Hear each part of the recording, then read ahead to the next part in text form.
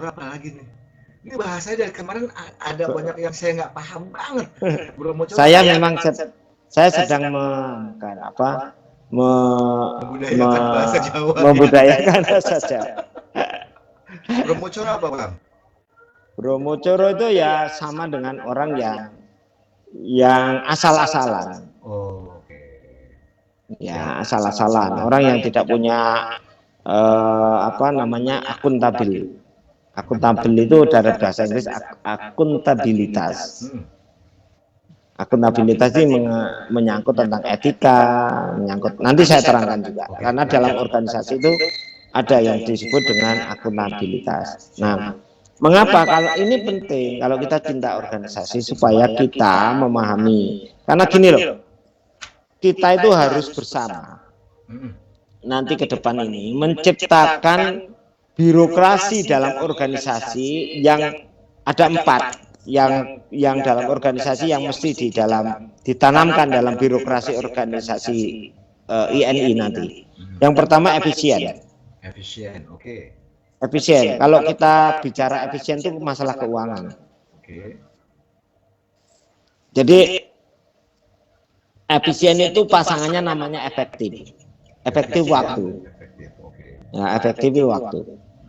Tapi saya tidak menyangkut efektif, tapi efisien aja ya. Karena kalau efektif sudah terlalu efektif 3 tahun tuh. Ya. Harapan saya nanti ada perubahan, jadi 5 tahun. Ya. 4 tahun pun enggak ini. Karena gini loh, kalau 3 tahun itu berhadapan-hadapan kongres gini ini membuat polarisasi. Karena ada, yaitu tadi banyak pokrol, banyak bromocoro-coro itu, coro-coro yang memanfaatkan situasi, yang hanya memanfaatkan, dia nggak ngerti apa-apa, tapi dia ya kayak dia hanya dimanfaatkan aja, nggak pakai ini, nggak pakai IQ, nggak pakai itu intelektualitas. Nah, itu kalau itu kan bisa disetir orang-orang yang etikanya ini kan mudah disetir ya, disetir dijadikan alat, diperalat. Nah, itu bahaya kalau organisasi ini sepanjang masih periodisasinya 3 tahun itu berbahaya. Periodisasinya itu harus 5 tahun. Nah, jadi nanti agak panjang. Jadi yang penting ini efisien itu pengelolaan keuangan itu pengelolaan keuangannya itu harus jelas.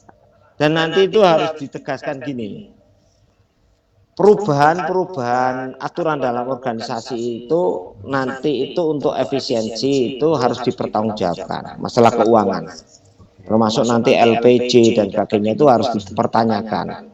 Uang ALB itu kemana, rekeningnya berapa ALB sebelumnya, kemarin kan laporannya 15.000, itu kan yang terakhir. 15.000 kalau kali 2,5 juta itu 37,5 miliar loh. Ini kan yang terakhir. Yang sebelumnya mana? Pertanggungjawabannya seperti apa? Kegiatan-kegiatan dia sebelumnya ada. Kemudian jadi harus itu nanti kaitannya dengan akuntabilitas, transparansi, kode etik dan sebagainya itu penting, nanti harus dipertanyakan. Saya khawatir saya dijegal lagi sehingga tidak ada yang mempertanyakan. Tapi saya dijegal nggak dijegal saya datang. Siap, kita kapan tanggal?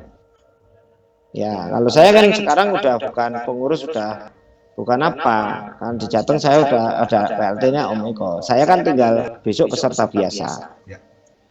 Nah, tapi kan punya hak itu. Nah, ini yang tadi efisien. Yang kedua itu inovatif. Kalau kita organisasi tidak pernah ada inovasi hanya begitu seremonial semua pencitraan yang dalam bahasa saya itu adol bagus adol ayu. Ya, itu bahasa ini. Dulu saya dulu itu menggunakan istilah gending Jawa, kebugiru dan kodok ngorek, ya kan? Kebugiru itu kan penganten, lagu penganten. lagu pengantin. Jadi pengurus itu jangan kayak pengantin. Pengantin itu memang diberi diberi hak untuk bulan madu untuk ini. Nah, kalau pengurus itu enggak, bulan madu. Nah, pengantin pun bulan madu terbatas, hanya sehari 2 hari dan kata atau seminggu ya. Setelah itu dia harus mempertanggungjawabkan, harus menjadi keluarga yang sakinah mawaddah warahmah. Nah, itu kan penting. Konsep-konsep berpikir itu ya harus holistik. Berorganisasi itu harus bisa mengadopsi yang seperti itu. Nah, cara supaya kita inovatif itu harus mengadopsi banyak hal. Nah, cara mengadopsi itu hanya banyak pengetahuan. Jangan pokrol terus itu asbun nggak punya dasar ngomong menafsirkan, nggak punya ilmu, metodologinya nggak ada, asal. Nah, kalau asbun atau pokrol itu ya merusak, bahaya. Ilmu itu kalau yang menyampaikan itu orang-orang yang tidak kapabel, tidak kompeten, itu bisa merusak, bahaya itu. Nah, itu makanya inovatif, gitu. Nah, selain kita inovatif, kita itu harus responsif. Jangan ketika anggota kita itu memberikan kritik, kemudian seperti saya memberikan kritik, masukan, ini loh kamu habis loh pasal 16 angka 10 huruf C itu kamu habis loh 3 tahun, kamu harusnya itu begini-begini. Nah, harusnya responsif, itu kan malah terima kasih sama saya harusnya. Coba kalau kemarin dia terima kasih loh sama saya, harusnya dia RP3YD di Malang itu sudah menyiapkan di pasal 39 itu. Karena dia sudah tahu kondisi COVID. Mundur situasional itu. Kalau dia cerdas.